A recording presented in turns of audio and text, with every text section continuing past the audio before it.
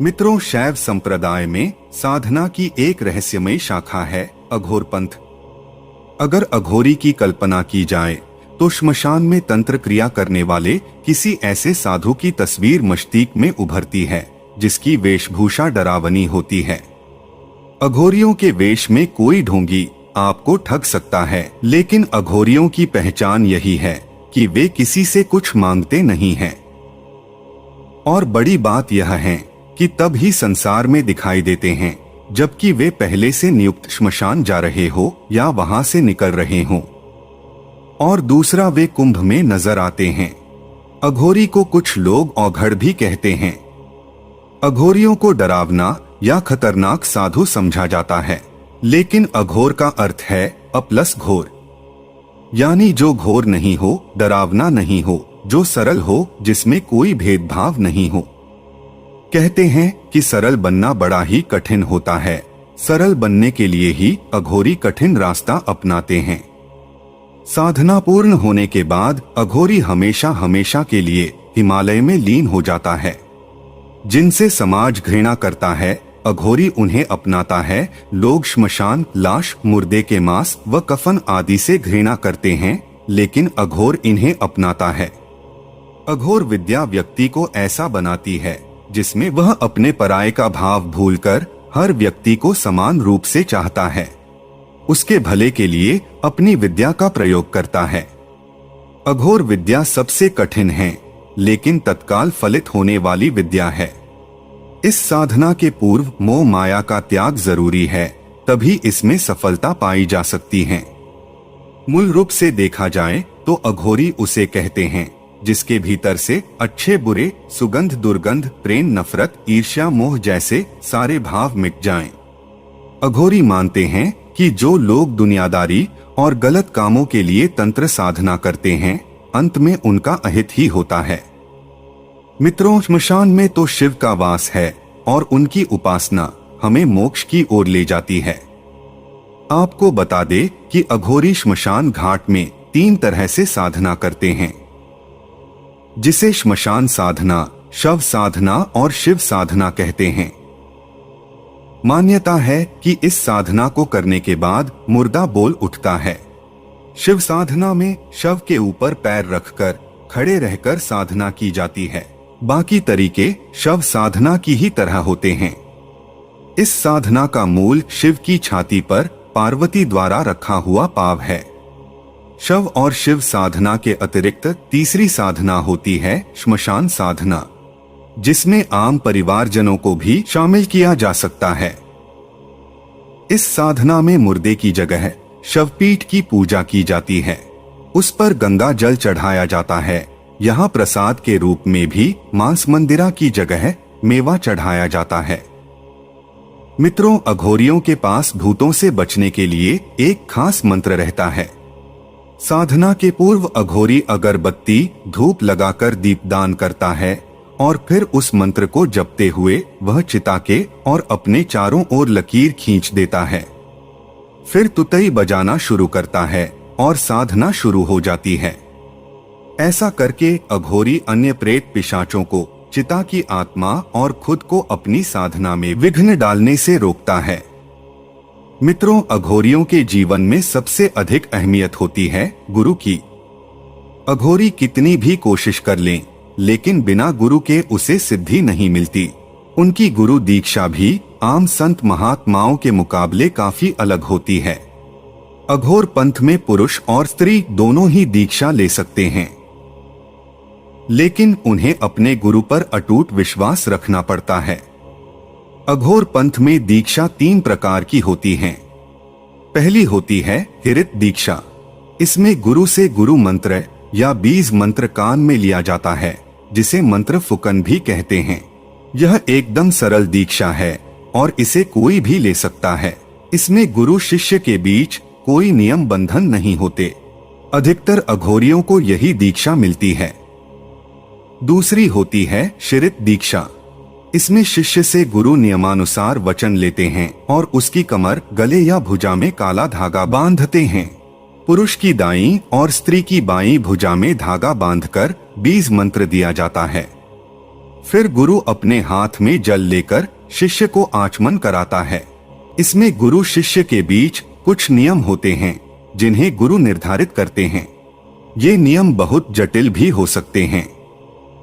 तीसरी होती है रंभत दीक्षा। अघोर पंथ में इसके नियम भी बहुत कठोर होते हैं। गुरु भी रंभत दीक्षा बहुत ही विलक्षण लोगों को देता है। इस दीक्षा को लेने वाले शख्स पर गुरु का पूरा अधिकार हो जाता है। सिर्फ गुरु ही दीक्षा को वापस लेकर शिष्य को अपने बंधन से मुक्त कर सकता है। गुरु रंभत दीक्षा देने से पहले शिष्य को कई कसौटियों पर परखता है। इस दीक्षा के बाद ही शिष्य सही मायने में गुरु के संप्रदाय का असल अधिकारी बनता है। उत्तराधिकार प्राप्त शिष्य भी इसी श्रेणी के होते हैं। यह दीक्षा तभी सफल होती है जब शिष्य को अपने गुरु पर अटूट विश्वास हो। इसमें गुरु शिष्य को अघोर पंथ के सारे रहस्य बता देता है और शिष्य उसके बताए नियमों पर चलकर सारी सिद्धियां प्राप्त कर लेता है। शिष्य अपने गुरु के दिए मंत्रों का उच्चारण करके सिद्धियां हासिल करता है। उसे सिद्धियां एक साथ नहीं बल्कि धीरे धीरे मिलती हैं। वह जैसे जैसे साधना पथ पर आगे बढ़ता है उसे शक्तियां मिलने लगती हैं। साधक को कुल 18 सिद्धियां मिलती हैं। आइए जानते हैं कि ये सिद्धियां अघोरी को कौन सी शक्तियां देती हैं। सबसे पहले रक्षण शक्ति मिलती है।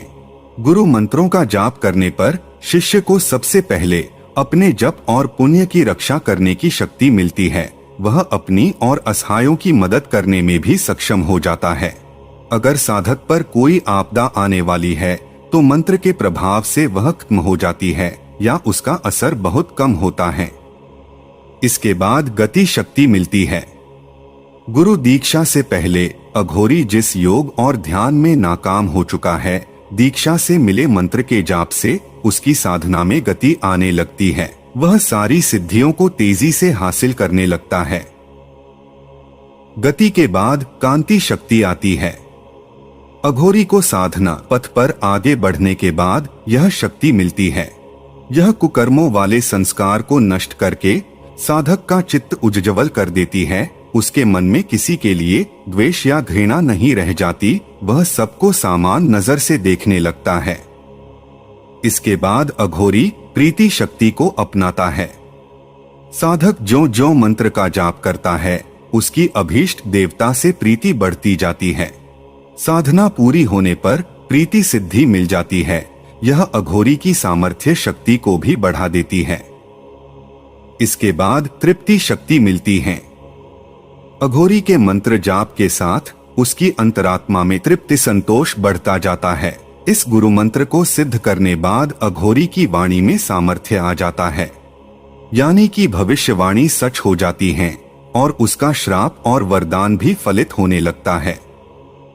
तृप्ति के बाद अवगम का अधिकारी बनता है। अवगम शक्ति को सिद्ध करने के बाद अघोरियों को दूसरों के मन की बात पता चल जाती है। अघोरी को भूत और वर्तमान का पूरा ज्ञान हो जाता है। उसे पता चल जाता है कि सामने वाले व्यक्ति में कौन से भाव हैं और अतीत में उसके साथ क्या कुछ हो चुका है। 7वीं अवती शक्ति है।